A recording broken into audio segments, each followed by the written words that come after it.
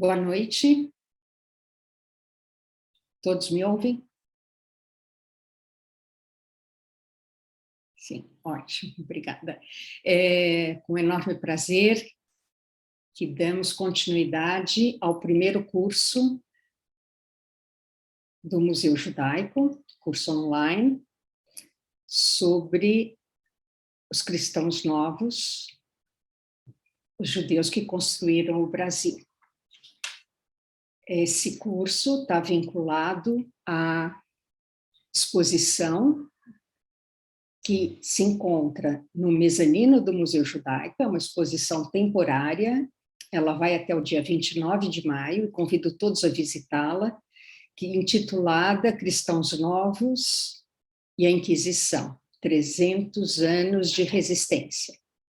E é com enorme prazer que eu convido a curadora da exposição, Daniela Levi, que vai ser a nossa professora hoje, que trabalhou durante muitos anos com a professora Anita Novinsky, escreveram livros juntos, ela foi a sua assistente, o seu braço direito, e também a Dani é uma das fundadoras e uma das responsáveis, junto com Lina Gorenstein e Eneida Ribeiro, do CRIA, que é o Centro de Referência em Inquisição Anita Novinsky.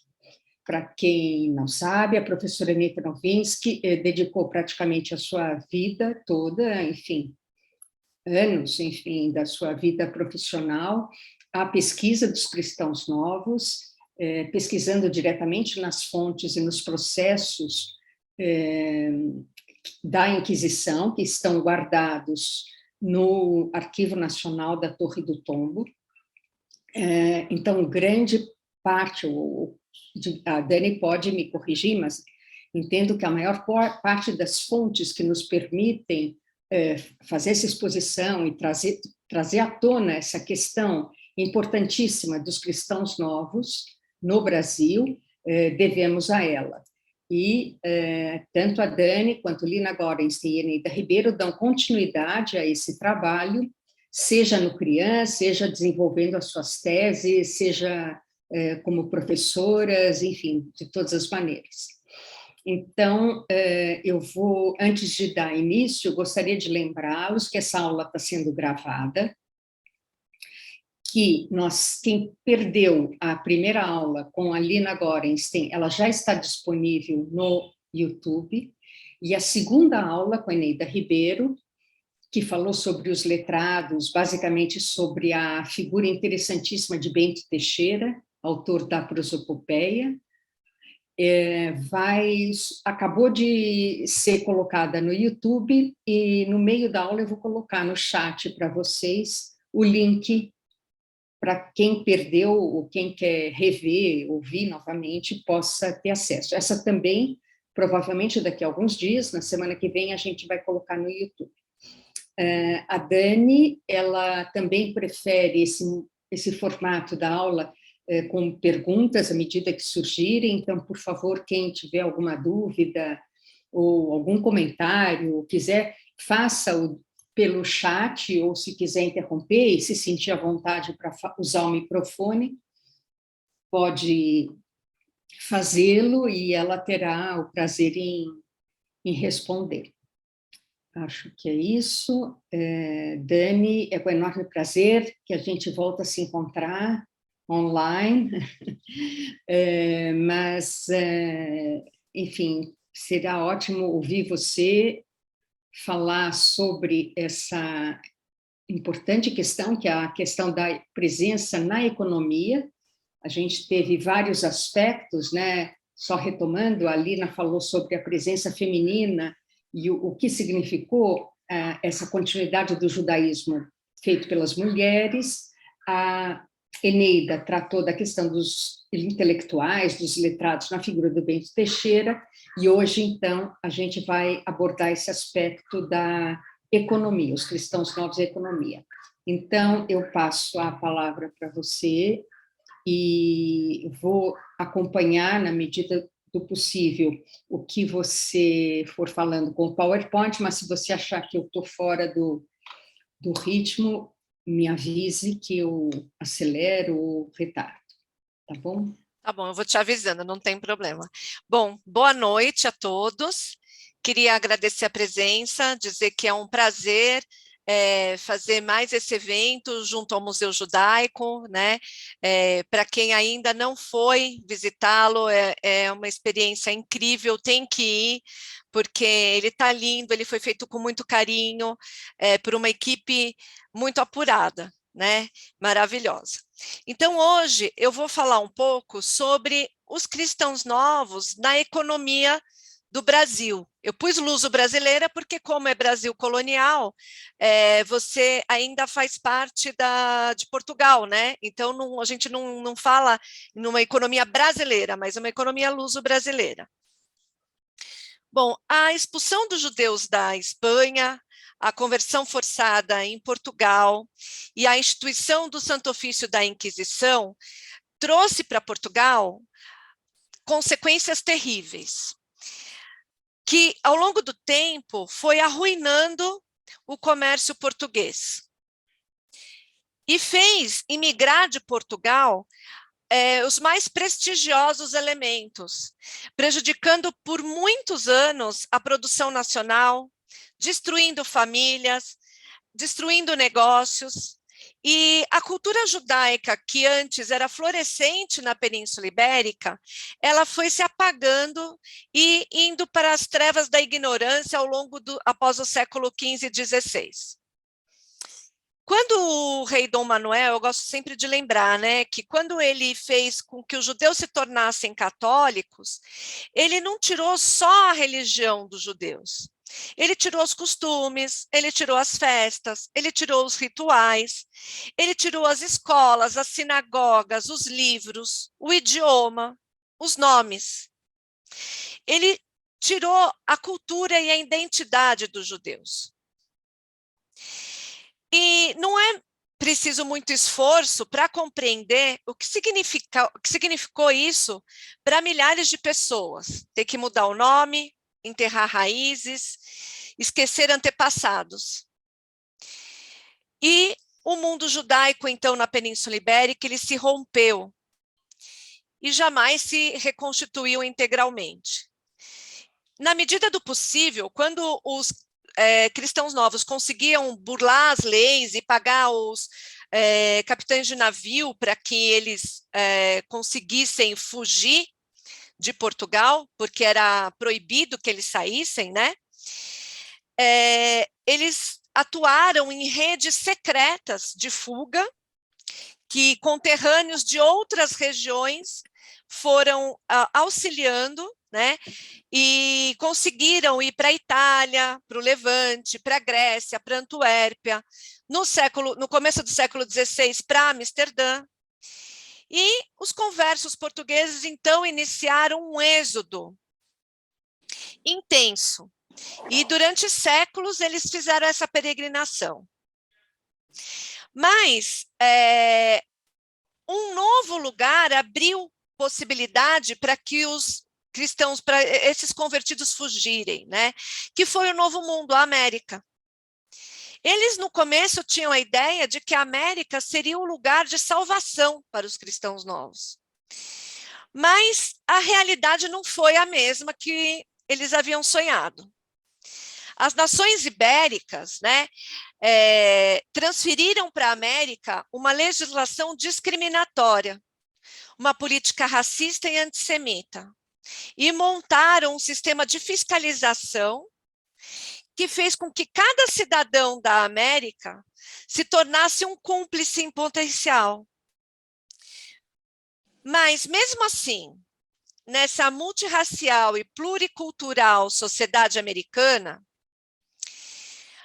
o racismo e a intolerância não conseguiram vencer totalmente. Nem o Estado português, nem a igreja, conseguiram impor de maneira absoluta suas regras. Os cristãos novos no Brasil subverteram a ordem. Conseguiram penetrar nos mais altos círculos das elites coloniais. Foram eles os antepassados de muitas famílias brasileiras que hoje não sabem nem a sua origem.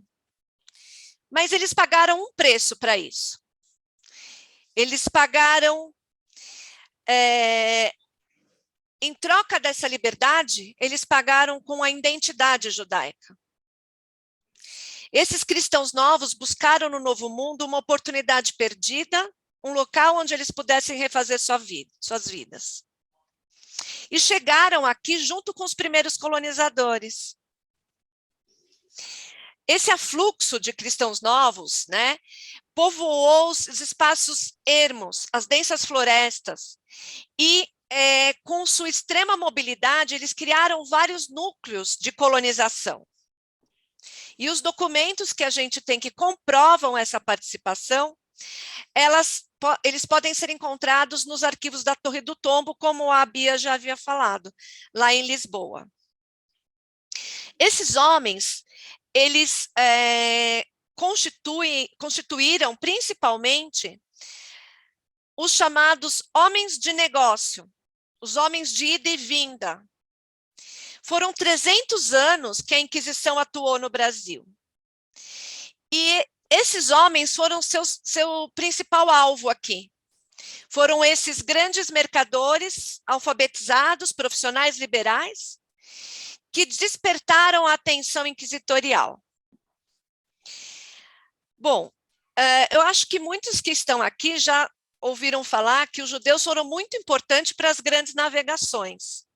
E foram de primordial relevância nos grandes descobrimentos devido aos seus conhecimentos sobre a arte náutica. E o primeiro cristão novo que desembarcou no solo da colônia brasileira foi o Gaspar da Gama, que ele era intérprete e conselheiro do Pedro Álvares Cabral. Na imagem que vocês estão vendo, tem um documento onde o rei Dom Manuel reconhece o seu incrível trabalho e, por isso, concede ao Gaspar da Gama uma pensão vitalícia. Bom, o Gaspar da Gama, na verdade, ele se chamava originalmente Gaspar de Lemos. Era um judeu, nascido... Bia, pode voltar no primeiro slide ainda. Era um judeu nascido numa região que foi identificada como Polônia, e ele era auxiliar do governador das Índias. Quando o Vasco da Gama chegou nas Índias, foi chamado um intérprete, porque o Gaspar de Lemos falava várias línguas.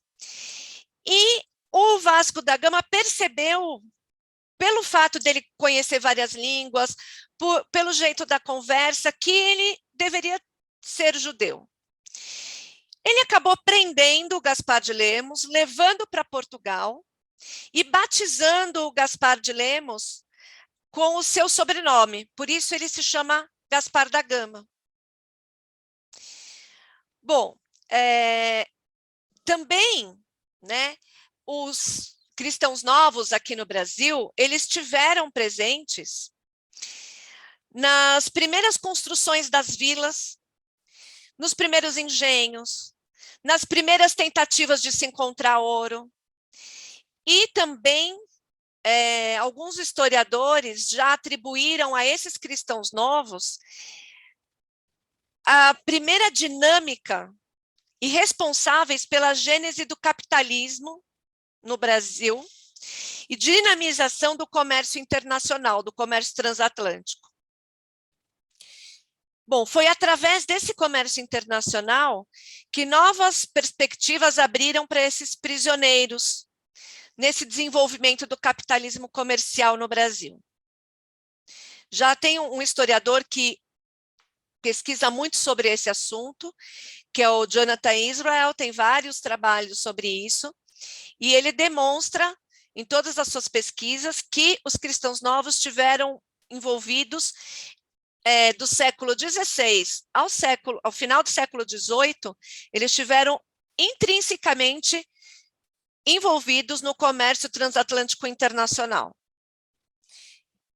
Bom, aqui no Brasil, né, pode passar agora, Bia. Aqui no Brasil, o primeiro produto explorado foi o pau-brasil. Oi. Dani, só um minuto. Tem uma pergunta a esse respeito. Pode falar. Agora, eu não, Marco Aurélio. Ele pergunta o que seria esse jeito de falar que entregou o Gaspar de Lemos? Há o conhecimento hoje disso? Sim, na verdade, o conhecimento dele ele se entregou pelo conhecimento, porque a profissão de intérprete era muito relacionada aos judeus. E como ele conhecia muitas línguas, né, depois ele veio com o Pedro Álvares Cabral também como intérprete das línguas indígenas, né, com o tupi. Então, só a profissão dele já deu uma boa dica. E aí, o fato dele conhecer vários lugares, o fato dele conhecer Portugal, o fato dele conhecer ter a confiança do governador das Índias, que era um governador português. Então, tudo isso fez com que houvesse uma desconfiança do Vasco da Gama, que foi perguntar, e realmente ele era judeu, né? Na documentação que a gente tem, é isso, que o governador confirmou a origem do Gaspar de Lemos. Bom, então, quando o rei Dom Manuel resolveu que deveria haver algum produto aqui no Brasil, onde ele pudesse ter uma possibilidade de lucro, né, ele procurava pessoas que pudessem vir ao Brasil para explorar o pau-brasil, a madeira. E já existia um cristão novo, né? Alguns dizem que era de origem portuguesa, outros dizem que era de origem italiana, que é o Fernando de Noronha, ou em alguns documentos também consta o nome dele de Fernão de Noronha. E o Fernão de Noronha, né? Ele financiou a expedição de Gonçalo Coelho em 1501, que foi a pessoa que levou a primeira carga de pau-brasil de madeira para Portugal. E, por causa disso, o rei ofereceu para ele e para quem mais quisesse vir ao Brasil para fazer o sistema de feitoria, implementar o sistema de feitoria e explorar a madeira. Não existe comprovação de que o Fernando de Noronha tenha vindo para o Brasil, porém, ele foi um dos responsáveis por implementar, né, por financiar essa expedição. Eram poucas as pessoas que queriam vir para o Brasil, uma terra que eles tinham medo, achavam que tinham, para atravessar o mar, achavam que tinha monstros, achavam que tinha, né, um mar tenebroso, então tinham medo de chegar até o Brasil. Quando chegavam aqui também não sabiam o que encontrar. A gente tinha aqui algumas tribos que eram antropófagas, então também isso despertava um certo receio. Poucas pessoas tinham interesse e tinham dinheiro também para investir nessa exploração. E o Fernando de Noronha, ele organizou esse consórcio, esse grupo de cristãos novos, que desenvolveram esse trabalho. Bom, o compromisso desse grupo era de que entre os anos de 1503 e 1515, eles tinham que remeter 6 barcos anuais com mercadorias para o Brasil, e daqui do Brasil, eles tinham que fazer fortificações, tinham que conquistar territórios, e tinham que possibilitar, né, investigação no território para que houvesse maior interesse na exploração. A coroa também isentou esse grupo de impostos no primeiro ano.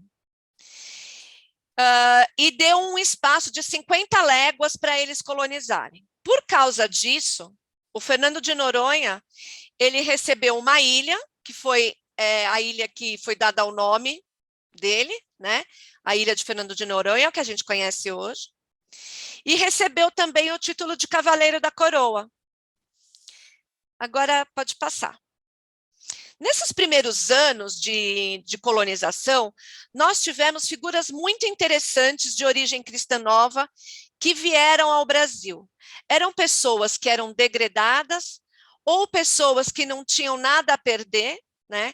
A partir de 1506, a gente já tem a instalação do Tribunal da Inquisição em Portugal, então você tem uma procura maior dos cristãos novos em tentar sair de Portugal, né, para não ser preso.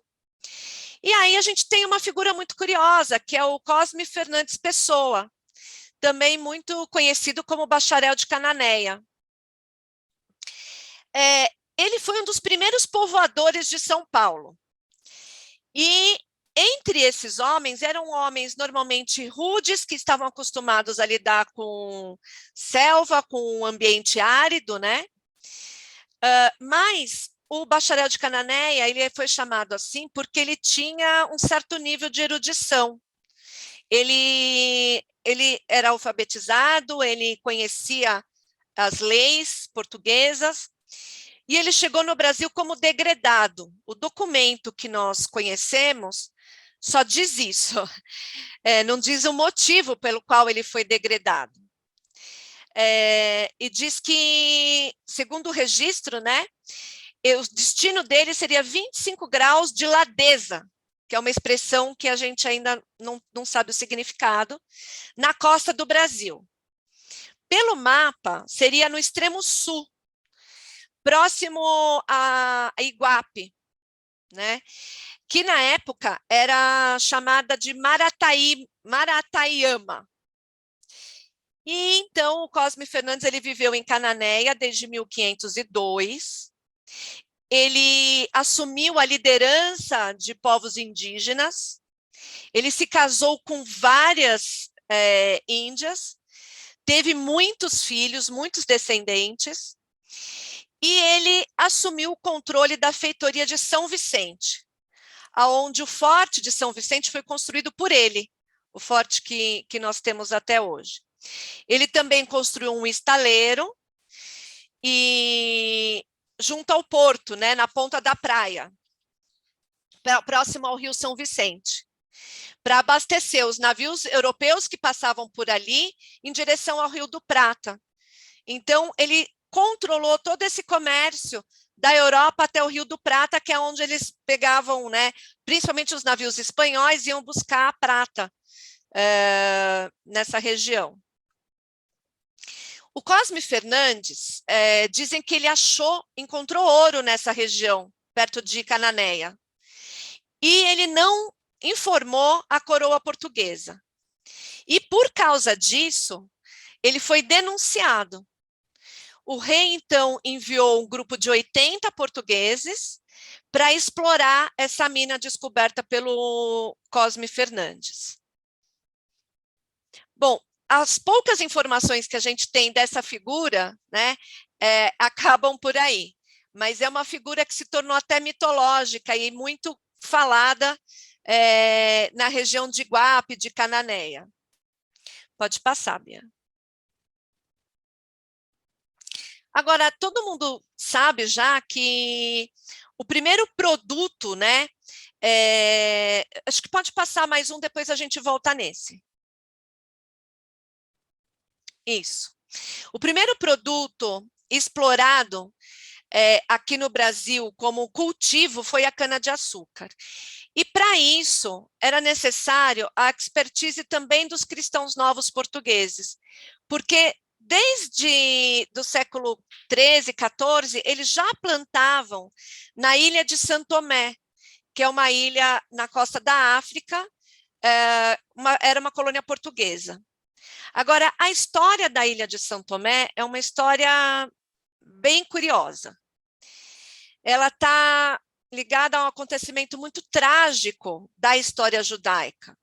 Foi quando, em 1493, o rei Dom João II ordenou que todos os filhos de judeus fossem tirados à força e enviados para essa ilha, que era uma ilha de animais selvagens. A região era conhecida como as Ilhas Perdidas.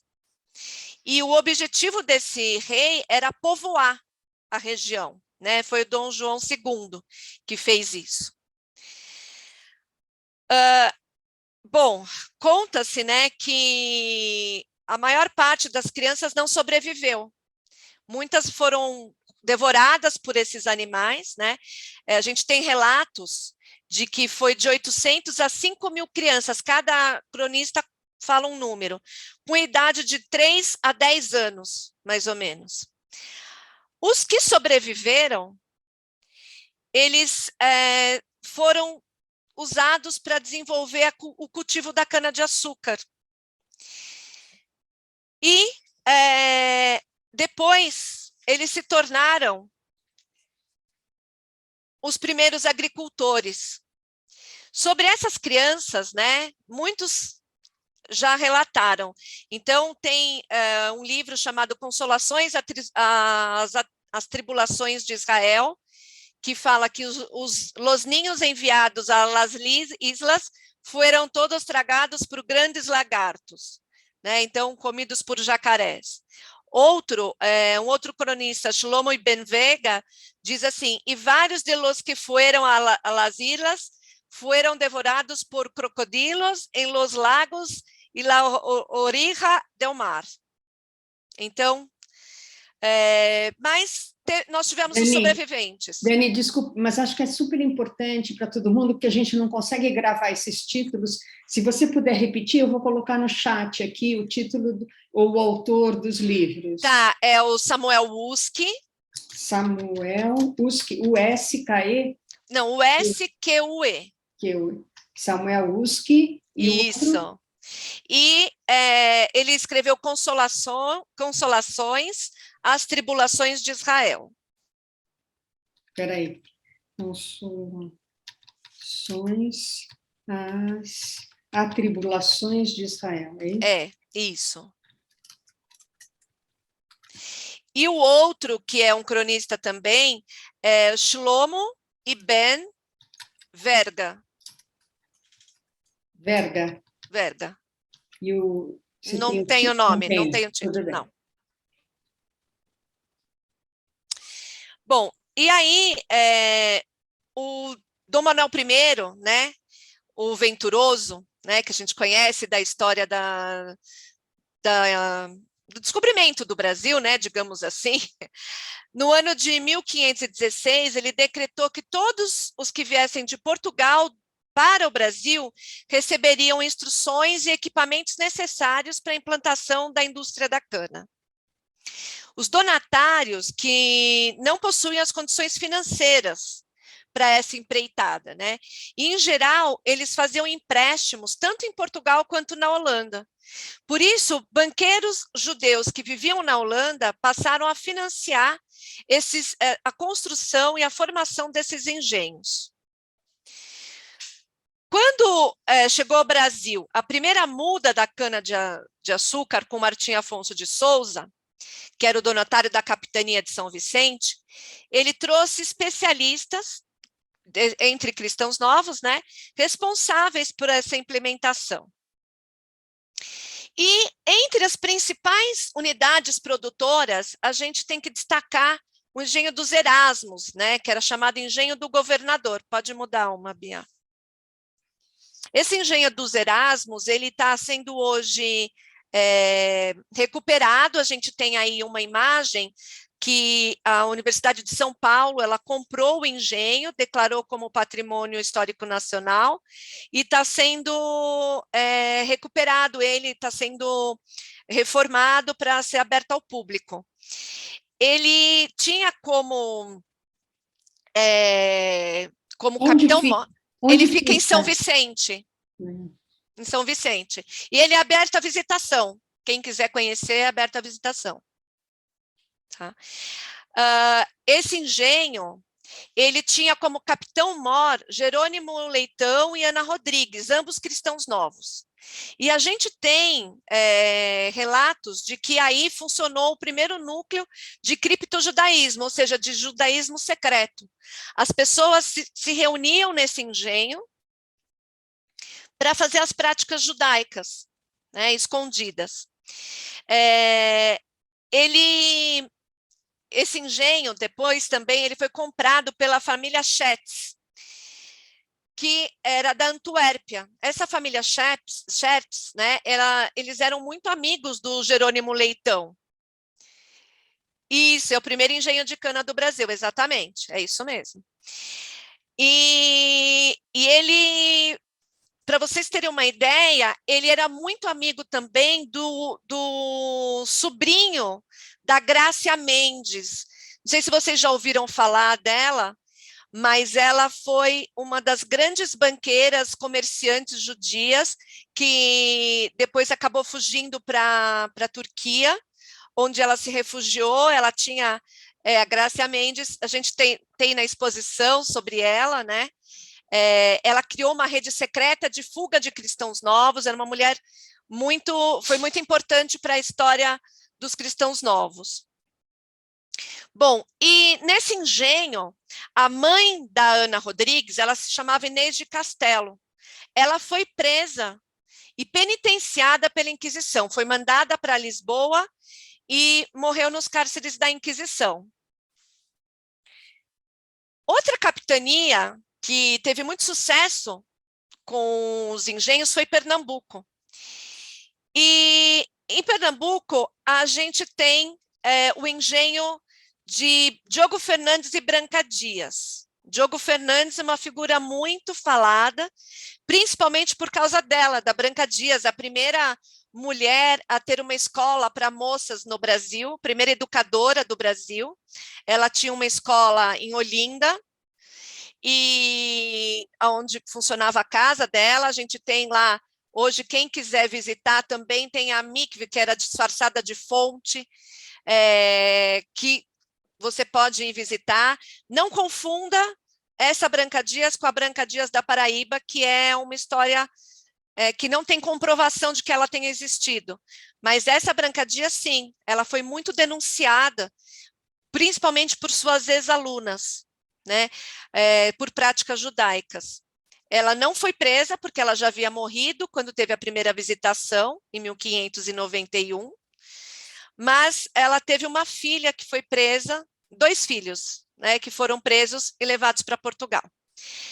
Esse núcleo, ele foi muito importante porque ele recebia pessoas de todo o Recife, de toda Olinda e da região ao redor, para fazer as cerimônias judaicas, principalmente o Yom Kippur, o jejum da Rainha Esther, que era um jejum muito praticado entre os cristãos novos. Eles se identificavam muito com a história da Rainha Esther, né, que era uma história de resistência, então, que escondeu a condição judaica dela para poder salvar o povo. Então, eles se identificavam muito com isso. E esse engenho, eles tinha uma pessoa que passava com um lenço amarrado na canela, avisando as pessoas ao redor de que havia, lá na cidade do Recife, ou em Olinda, de que seria aquele final de semana o dia do encontro deles na Esnoga, que é a sinagoga onde eles se reuniam. Bom,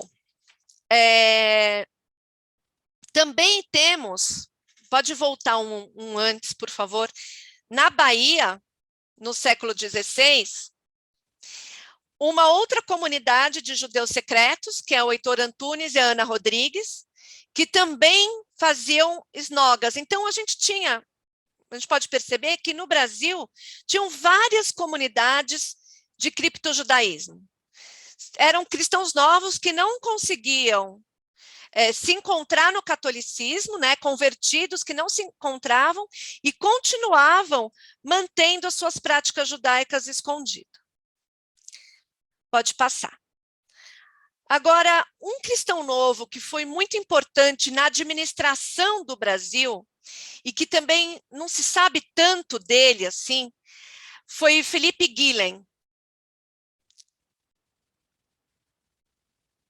Isso, ele mesmo. Obrigada, Bia. Bom, Felipe Guilhem, ele chegou no Brasil em 1538, na mesma caravela que o donatário Pero de Campos Tourinho. E no porto de Ilhéus estava esperando ele o governador-geral Tomé de Souza, de quem ele seria assessor direto. As qualidades do Felipe Guilhem, de mineralogista, boticário, comerciante, astrônomo, fez com que ele recebesse o cargo de provedor do porto de Porto Seguro. Ele coordenou diversas expedições em busca do ouro no Brasil, porque vocês sabem que desde o início da colonização brasileira, sempre a esperança é que houvesse o ouro no Brasil, né? Então, várias tentativas foram feitas, e a primeira foi do Felipe Guilhem. Ele partiu em busca do que chamavam Serra Resplandecente. Em 1554, no governo de Duarte da Costa, ele fez uma grande expedição, mas ele não teve muito êxito. A segunda expedição, em 1567, eles enfrentaram assim, nuvens de muskinas desconhecidas, animais selvagens. Só que nessa expedição eles encontraram algumas pedras verdes e acreditaram que eram esmeraldas, na região de Sabarabuçu. Essa região foi a região onde também o Fernão Dias resolveu ir, que é uma região próxima já de São Paulo, para buscar e encontrar essas esmeraldas. Essas esmeraldas se tornaram mitológicas. Bom, o Felipe Guilhem, a gente sabe, o que se conhece dele é porque ele foi denunciado em 1591, porque quando ele se benzia, diz que ele fazia figas atrás, para invalidar isso, para não mostrar que ele estava, para não levarem a sério, né? E aí, quando alguém perguntava para ele, ele falava assim, olha, não é nenhum desaforo, é que meu polegar é muito comprido e isso é um ato involuntário, é só para segurar o dedão. Então, ele se desculpava dessa forma. Mas o clero local não ficou muito convencido, não. Também tinha boatos de que, depois que ele recebeu o hábito da Ordem de Cristo, ele era avesso às imagens, então ele resolveu andar com uma cruz na sola do sapato, para mostrar a resistência dele contra essa condição de convertido. Bom, nós tivemos aqui entre esses primeiros, exato, é bem de um jeitinho brasileiro mesmo, já começou desde esse começo, né? Nós tivemos, né, então, entre esses desbravadores do sertão que ultrapassaram os limites do Tratado de Tordesilhas, vários habitantes de São Paulo. São Paulo era uma região muito distante, que não havia interesse econômico nessa região, porque tinha que ser, para chegar, você tinha que vencer toda a Serra de Santos. Vocês podem imaginar que não era fácil, né? Naquela época, atravessar a serra com mulas, né? Que era o transporte utilizado. E, então, quem morava em São Paulo, normalmente eram pessoas que não queriam ser encontradas. Com isso, a gente começou a pesquisar qual era a origem dessas pessoas, desses paulistas. E muito se falou sobre essa origem dos bandeirantes. Pode passar, Bia. Por que os bandeirantes, né, eles atacavam com tanta violência e tanto ódio as igrejas, queimando as imagens, as missões jesuíticas? Por que eles faziam isso? E aí, muitos dizem que eram sanguinários, né? Uma historiografia mais tradicional dizem que foram heróis. Mas, olhando de perto, o que a gente via era uma animosidade muito grande entre esses paulistas bandeirantes e os jesuítas. Esses jesuítas que estavam, além do Tratado de Tordesilhas, eram representantes da coroa espanhola. E os jesuítas na Espanha eles eram os responsáveis pela Inquisição. Então, eu acho que tem mais um elemento que, a partir das pesquisas da professora Anita, nós podemos entender que, além da questão religiosa, além da questão... Pode voltar, isso, pode deixar aí. Além da questão econômica dos bandeirantes, nós tínhamos também uma questão ideológica. Os paulistas foram descritos pelos jesuítas nas cartas annus, né, como cristãos. Eles eram cristãos e agiam como judeus. Eles são infeccionados de judaísmo. Eles diziam, em São Paulo só tem judeu. Então, existia uma menção, essa origem judaica dos paulistas, muito forte. E com algumas pesquisas foi descoberto um imposto específico para o cristão novo paulista, que era a finta dos cristãos novos. Era um imposto que só era cobrado em Portugal aos judeus antes da conversão forçada. Então, é mais um indício dessa origem. Além disso, a gente também descobriu que eles falsificavam atestados de pureza de sangue para poder adentrar as ordens religiosas, para poder apagar o seu antepassado, seu passado de converso, né? Brasões também. Então, algumas das famílias quatrocentonas paulistas, elas têm, na verdade, essa origem, né? Bom, e pode passar, Bia. E dois dos grandes cristãos novos, né? A gente tem aí o Antônio Raposo Tavares, um dos mais famosos bandeirantes. Ele, quando ele é perguntado a que título que você faz guerra, né? Um padre da Companhia de Jesus pergunta para ele: a que título você se acha no direito de fazer guerra contra os índios, né? E contra os padres, ou seja, atacar as missões, né? Ele diz o seguinte: a título que Deus me dava nos livros de Moisés. Ou seja, essa é uma confissão de judaísmo do Raposo Tavares. E a gente sabe da origem judaica dele através do processo da madrasta dele, a Maria da Costa. O que ele quer dizer com isso? Que ele não deve obedecer à lei cristã. Tanto é que os bandeirantes eram chamados homens sem lei, sem rei e sem Deus.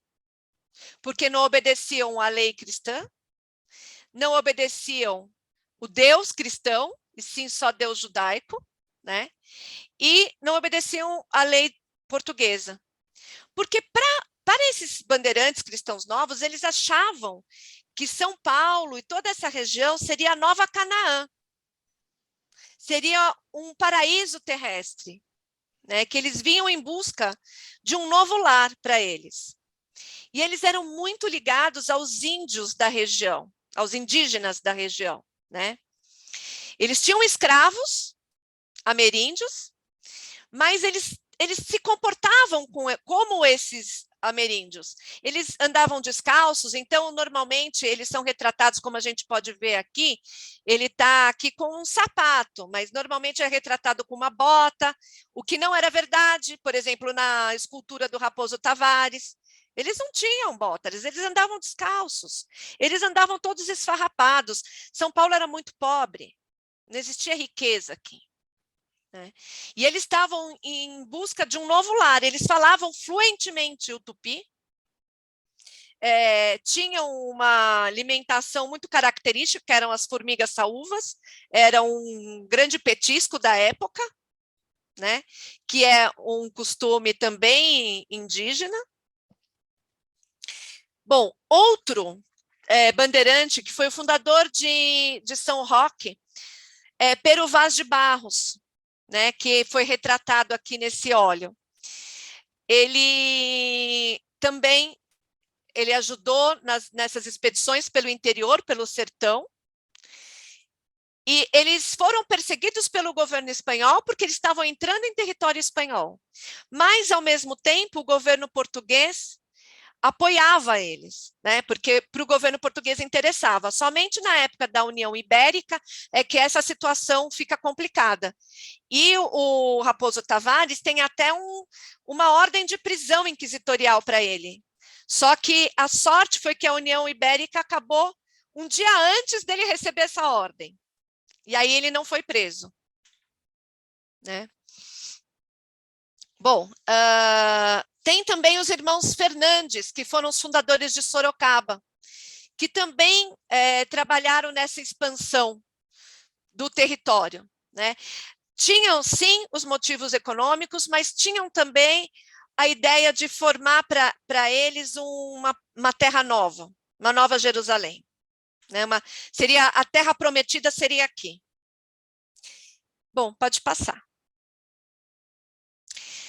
Quando os paulistas conquistaram e descobriram o ouro nas minas, teve um embate, foi a primeira vez na história dos cristãos novos, luso-brasileiros, que cristão novo ficou contra cristão novo. Os cristãos novos paulistas, eles defendiam São Paulo, que achava que era dona desse território que tinha sido conquistado ali das minas, né?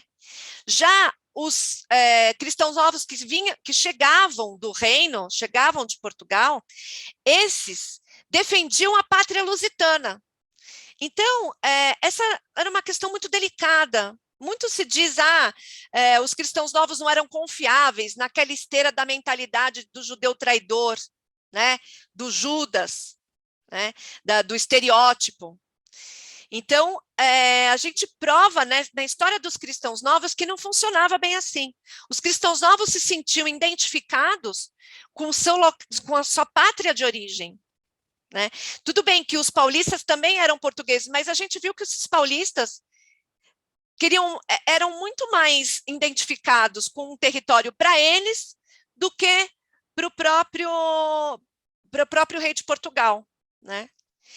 E aí, o líder dos emboabas, que eram chamados... Emboabas eram emplumados, porque os estrangeiros eles chegavam muito bem aparelhados, com botas, com casacas, bem vestidos, bem protegidos da selva.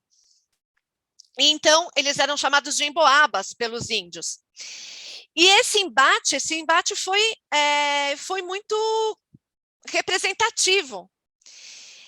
E o Manuel Nunes Viana, na Guerra dos Emboabas, que foi a guerra entre paulistas e portugueses pela posse do território, os emboabas ganharam. Só que aí depois o rei fez um acordo, né, e conseguiu agradar tanto paulistas quanto portugueses.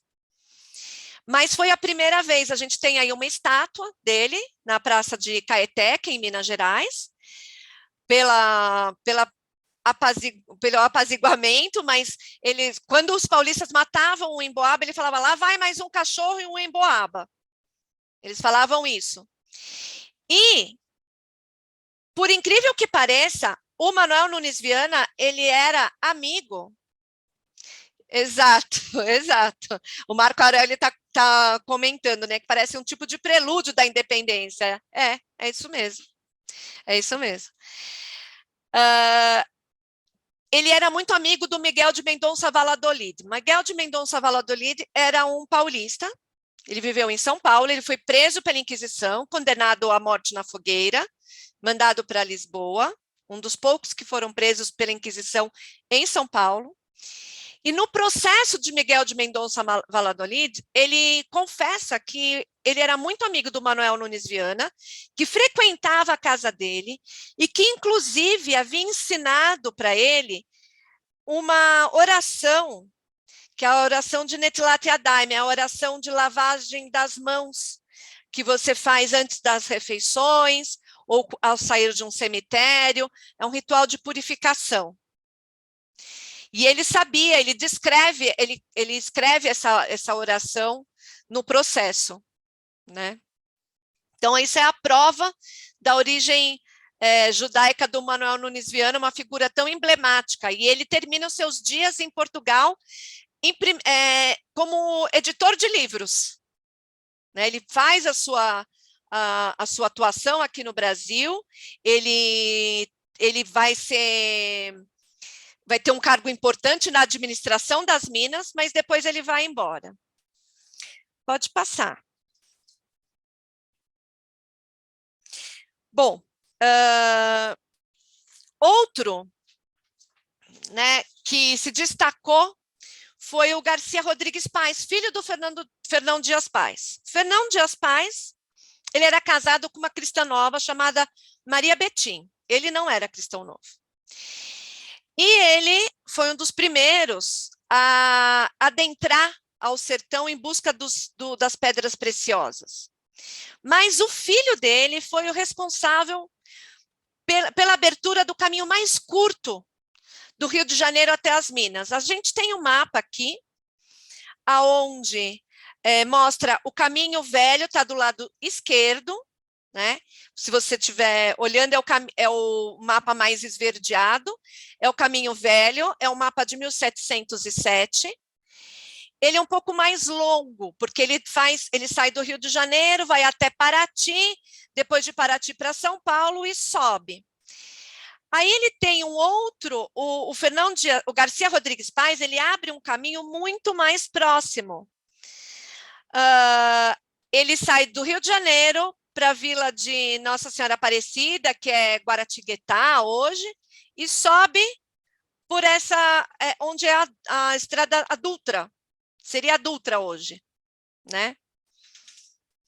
Bom, o Garcia Rodrigues Paes, ele vai ser responsável pela fundação de vários arraiais, né, na região das Minas. E então a gente tem uma presença muito importante nessa expansão para o interior do Brasil. Também foi um cristão novo que descobriu o primeiro diamante na região da Vila do Príncipe, onde é hoje Diamantina, né, Tejuco ali. Bom, essas pessoas, eles acabaram se miscigenando, né? E essa miscigenação deixou marcas profundas na cultura brasileira. Costumes dos seus antepassados, né? Que acabavam sendo obrigados a esconder, a disfarçar. E eles tinham que tomar muito cuidado para não ser vítima desses espiões, que eram os familiares da Inquisição. Isso marcou muito a personalidade desses cristãos novos que viveram aqui. Então, esses cristãos novos passaram a defender com muita força a liberdade de consciência e uma mentalidade mais tolerante. E através da circulação do ouro e do diamante, eles levavam, conforme fazia toda o comércio, né, os mercadores circulavam entre as regiões, principalmente entre o Sul e Minas, Sul e o Rio de Janeiro, Minas e Bahia, Minas e Pernambuco. Eles levavam também novas ideias que a Eneida falou na aula passada, ideais de liberdade, ideais de igualdade, ideias que eles discutiam na Universidade de Coimbra, né, aonde eu estou aqui, né, esse fundo é a Biblioteca de Coimbra. Então, esses cristãos novos, eles eram o grupo mais avançado da Universidade de Coimbra. Bom, essa circulação dessas ideias, elas deram origem às rebeliões, que são reconhecidas hoje como sementes da nossa independência nacional, como alguém já havia falado no chat. Esses descendentes dos judeus sefaraditas, eles trouxeram para a América uma nova concepção de homem, que se ligava à tradição que herdaram do Sinai, o princípio da liberdade. A gente amanhã começa a comemorar Pêssar, né? E o filósofo Manuel Levinas, ele nos lembra que, ao fazer aliança com o povo judeu, Deus declarou que o povo judeu e os estrangeiros são únicos perante o Eterno. Formam um só gênero, o gênero humano. E esse princípio marcou a tradição judaica e marcou a tradição dos cristãos novos. E foi transmitido através dessas gerações de cristãos novos. O conde de Assumar, que era governador das Minas, ele afirma em um documento que o espírito de rebelião é quase uma segunda natureza da gente das Minas. E esse espírito de rebelião, eu acredito que venha desses paulistas, que trouxeram com eles esses ideais de independência, porque era um grupo fechado, era um grupo que não se misturou tanto, que ficou isolado aqui em São Paulo. Estava escondido aqui, tentando retomar suas tradições, as tradições antepassadas. Bom, eu acredito, né, que o espírito rebelde desse cristão novo teve a sua origem na filosofia judaica, porque para o judeu o debate, a crítica e a liberdade de pensamento são características fundamentais para o desenvolvimento da humanidade. E eu acredito que um povo que sofreu tanta perseguição em toda a sua história sabe ensinar o valor desses conceitos universais. E como a minha querida mestra Anita falava, né, mergulhar na antropologia brasileira é chegar em uma realidade surpreendente, que nos transporta a uma outra história do Brasil. E é isso que a história da Inquisição, dos cristãos novos, dos marranos e dos Anocim, que são os descendentes desses convertidos à força, nos conta e nos ensina. O judaísmo secreto, praticado durante todo o período colonial, em todas as regiões do Brasil, ele ainda continua sendo, hoje, observado por esses descendentes. Depois de 525 anos, que o rei Dom Manuel ordenou a conversão obrigatória de todos os judeus de Portugal, nós ainda temos pessoas que têm costumes judaicos e não sabem, ou então que buscam por um reconhecimento, que se identificam com algumas cerimônias, alguns rituais, alguns costumes e a lei judaica. Bom, eu acho que é essa mensagem que eu queria deixar para vocês. Esses cristãos novos, sim, colaboraram na economia e no desenvolvimento da formação do Brasil, mas também eles colaboraram na construção dessa mentalidade que não se deixava, que desafiava a igreja, que tentava defender a liberdade, que tentava defender os princípios tão fortes ao judaísmo. É isso, gente. Perguntas?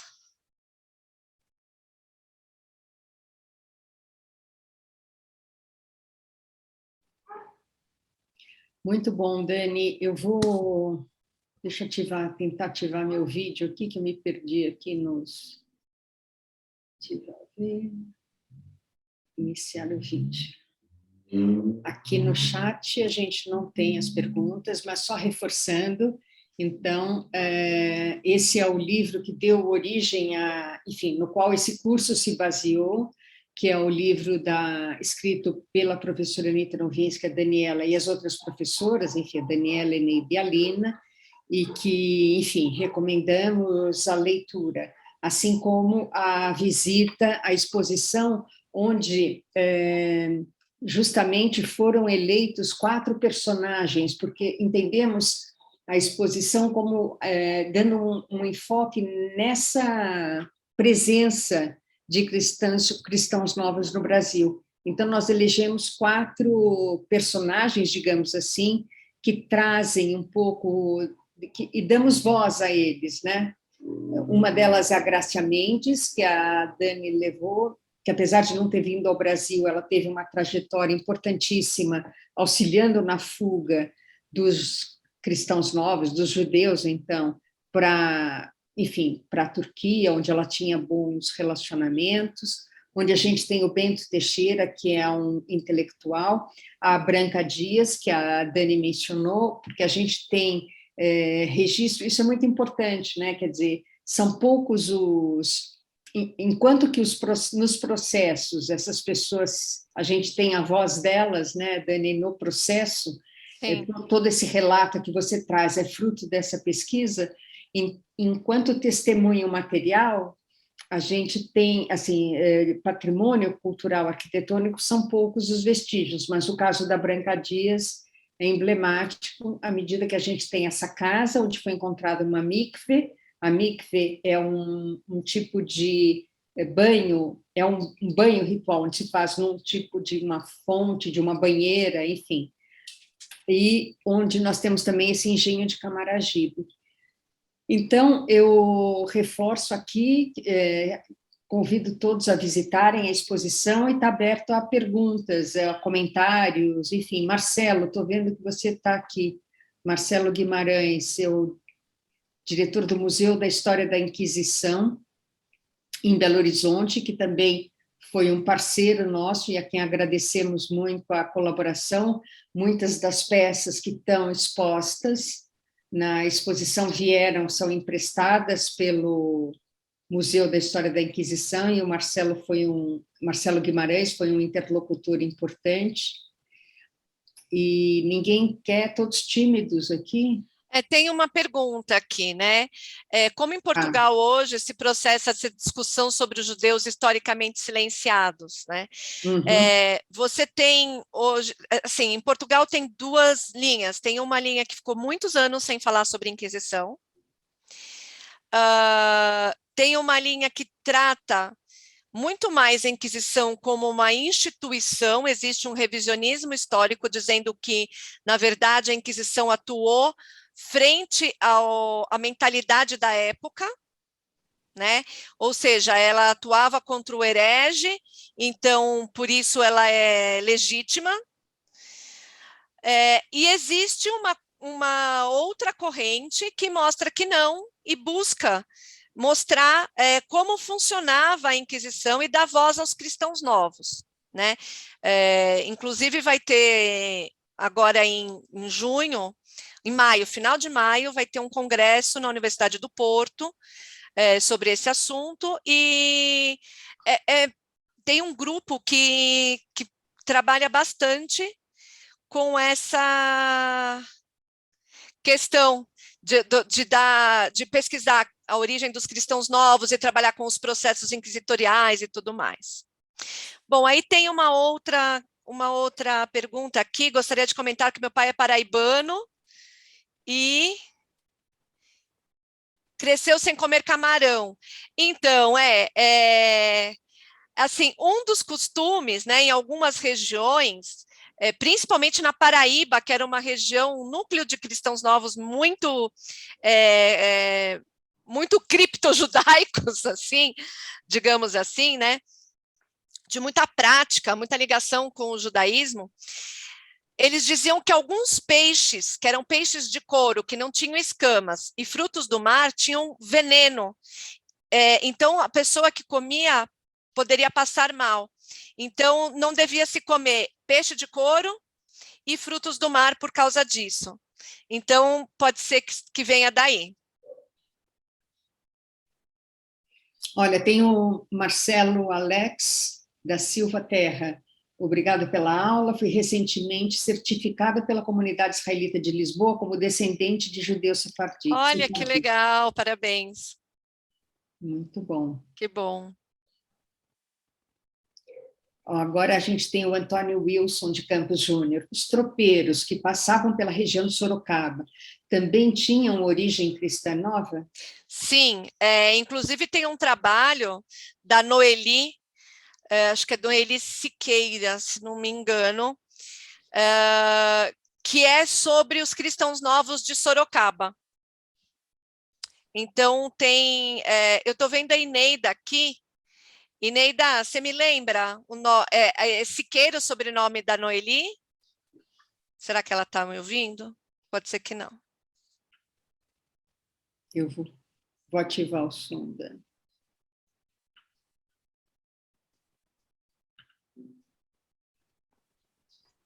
Não, Bom, Daniela, o nome é outro. Eu vou pesquisar aqui e já te é mando, Noeli, tá? é Noeli, ah, tá bom, Mas Siqueira, não. Peraí que eu já acho para você, um minuto só. tá bom. Então, a Noeli tem um trabalho sobre os cristãos novos em Sorocaba, né? Hoje em dia tem uma comunidade bem pequena de judeus, mas ela desenvolveu essa pesquisa sobre. Eles passavam por Sorocaba, sim.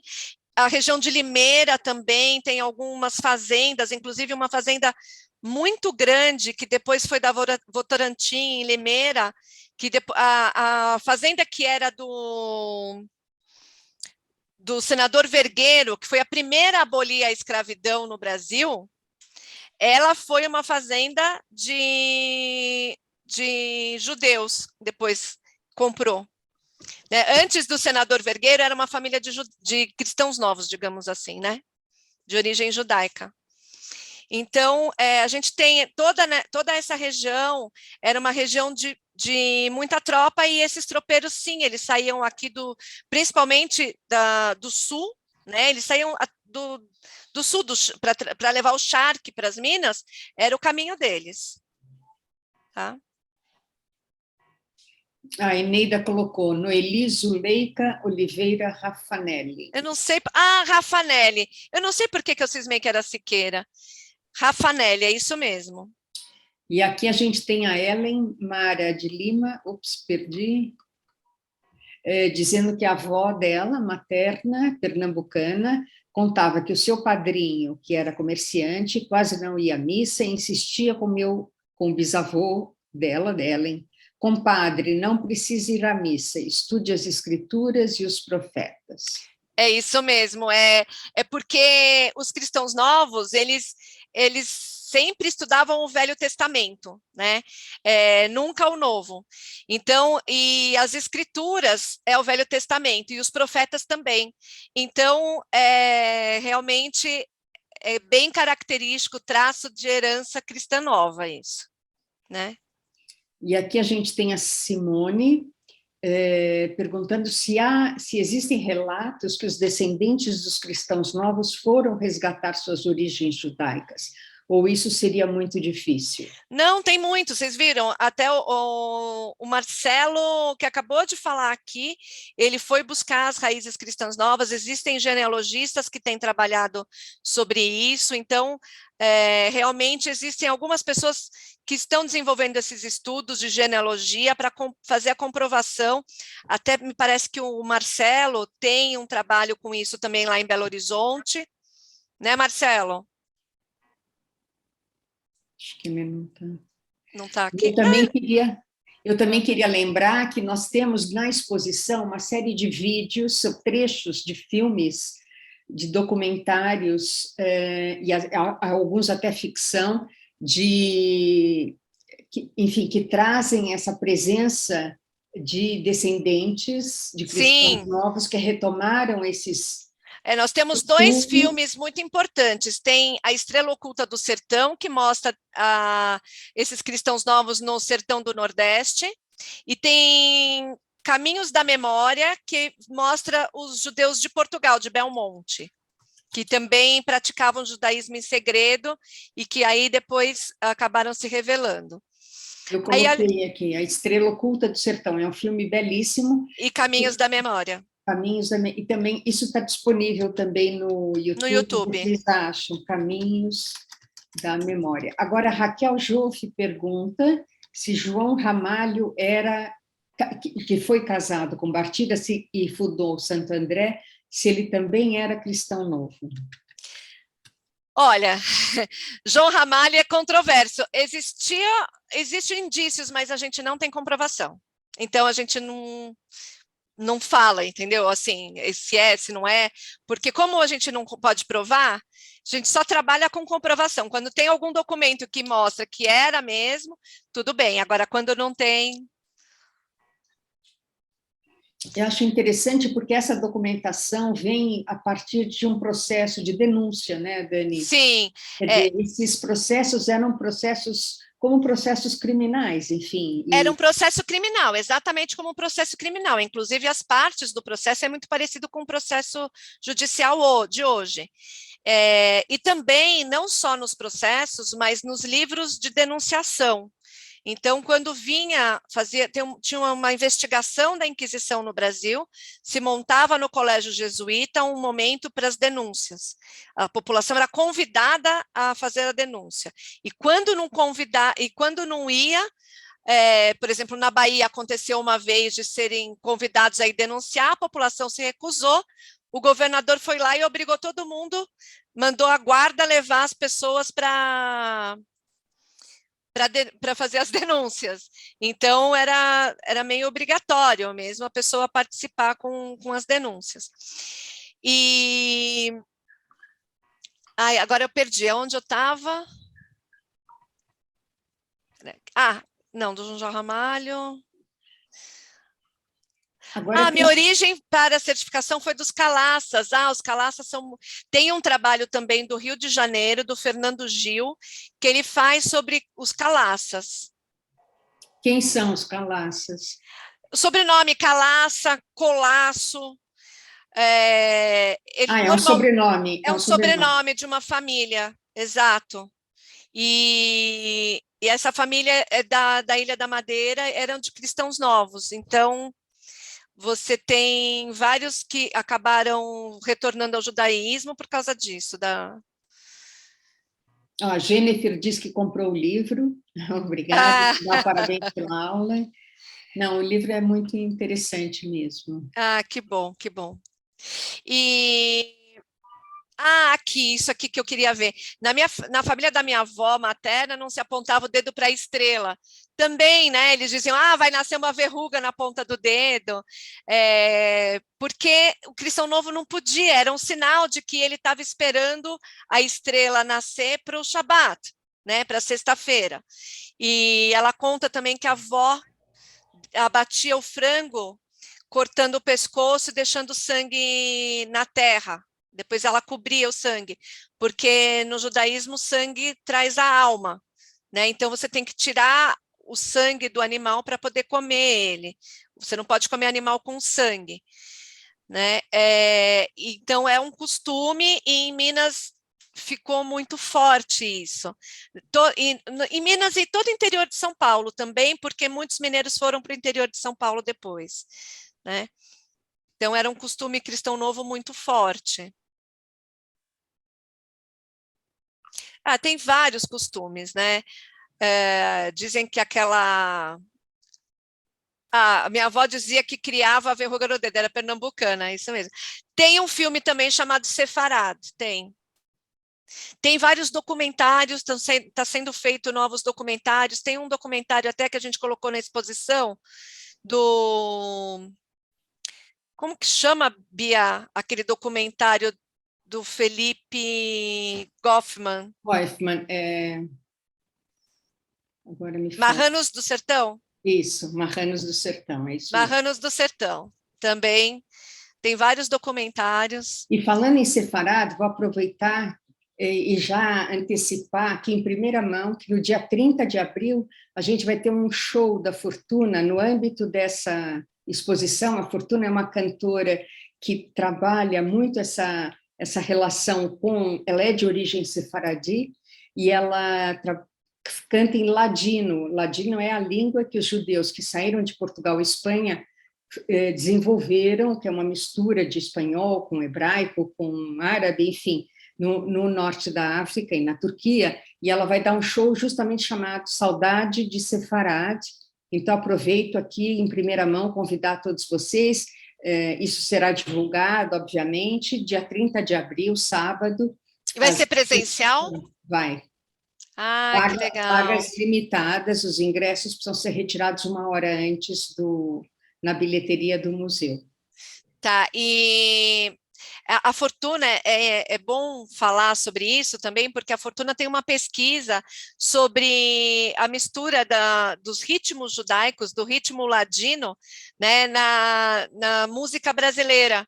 Então, no forró, na ciranda, ela gravou na nossa exposição, né, da Inquisição, tem um vídeo dela sobre Branca Dias, que ela grava com a Lia de Itamaracá, mostrando que a canção ladina, ela tem uma similaridade muito grande musical com a ciranda, né? Então, é bem interessante, sim, vale muito a pena.